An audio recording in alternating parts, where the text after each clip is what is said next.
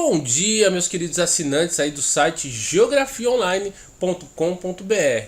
E hoje nós vamos para a terceira aula aí e nós vamos falar sobre paisagem novamente. Só que hoje nós vamos falar de paisagem e lugar.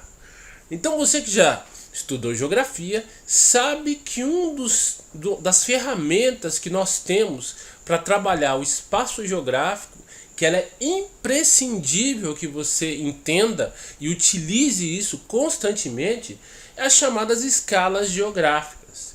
Então nós temos um tripé aí, sempre um tripé, né? O primeiro tripé que você tem que aprender a trabalhar e vai facilitar muito o seu trabalho com o seu aluno é a questão do lugar, da região e do território.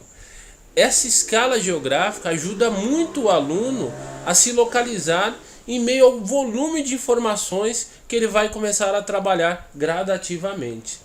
Então vamos começar hoje com o lugar. Então hoje o tema da aula é paisagem e lugar. Mas lembrando que nós estamos trabalhando com a ideia de escala geográfica.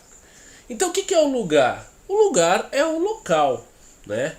O local é onde as pessoas vivem. O local é o endereço da criança, é a rua da criança, e são as referências que a criança tem desde o nascimento. Ah, mas ela pode ter mudado de local, de lugar e ter mudado de referência. Sim, mas ainda as primeiras referências mais importantes, as que têm um significado afetivo, as que ela consegue fazer uma relação que envolve conotações emocionais, é o lugar. Por isso que as pessoas fazem, aqui está a minha raiz, está a minha origem, né? O Adriano Imperador, que viajou à Europa, foi um grande jogador lá, que tinha condições de morar em qualquer lugar da Europa, ele se sentiu confortável onde as raízes dele estavam, nos morros, nas favelas do Rio de Janeiro. Então lá é o local onde ele tem mais significado, mais relação afetiva. Então veja como esse conceito de lugar, de local é tão forte a ponto de fazer um cara trocar a Europa pelos morros do Rio de Janeiro. Por quê? Porque tem uma significação afetiva.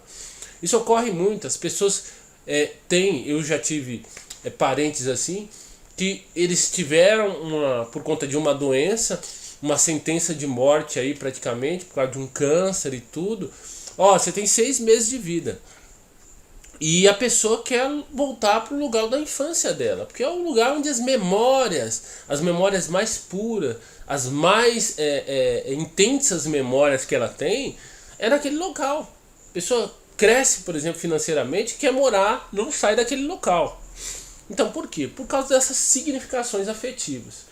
Então o bairro ou os bairros que ela morou tem esse peso para a criança. Então é ótimo que o professor reconheça isso e passe a trabalhar essa primeira escala a partir desse ponto de vista afetivo da criança. Então o local pode ser, sim, na maioria dos casos é o lugar de moradia, mas também pode ser o lugar de visita. Tem muitas crianças que quando você pede uma referência local para ela, ela vai colocar a casa dos avós, né? Quem não lembra lá do taca-lhe-pau lá da vovó Salvelina, né? Então aquele menino faz uma referência à avó. O bairro, o local, a referência que ele tem é a avó Salvelina, né? Então até que virou meme aí, todo mundo conhece essa avó aí. Então a criança sempre tem um local de referência. Por que aquele local era de referência? Porque tinha descida, onde eles vinham com o carrinho de rolemã e descia com aquele carrinho e ficou ali, taca-lhe pau nesse carrinho, Marcos, vovó Salvelina, né? Então tem uma ligação afetiva e vai ter, no caso desses meninos, pro resto da vida, né? Então essa percepção visual, ela está ligada a uma percepção afetiva.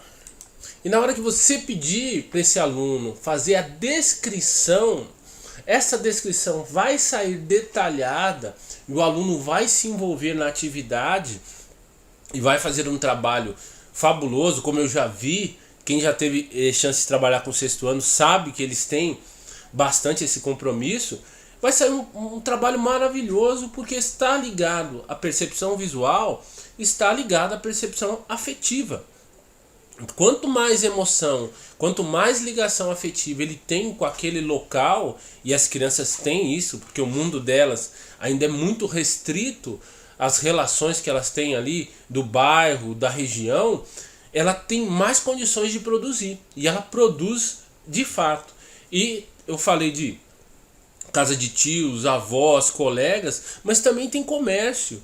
Muitos, principalmente cidades pequenas, o avôzinho lá do comércio, o tio do comércio, também é uma referência, porque ele ia lá comprar bala no supermercado do seu João, na padaria do seu Chico, né? Então tudo isso pode virar matéria e conteúdo para ser desenvolvido em sala de aula. Então, supermercado, shopping, bar, restaurantes, comércios, criança faz muita ligação afetiva com muitas coisas, né? E aí nós estabelecemos a primeira grande habilidade da geografia, que é a relação nexo-causal. Pô, o que uma coisa tem a ver com a outra? Por que eu ia no bar do seu Chico? Por que eu morava naquele bairro? A criança, por exemplo, ela acredita que ela mora naquele bairro porque foi escolha dos pais.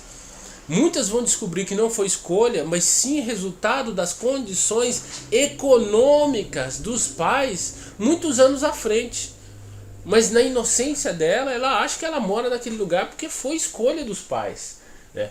Então tudo isso vai gerando um senso crítico e uma capacidade de perceber o que acontece no seu entorno, né? Essa é a primeira grande sacada que a criança tem, e ela tem a partir do seu local, a sua referência.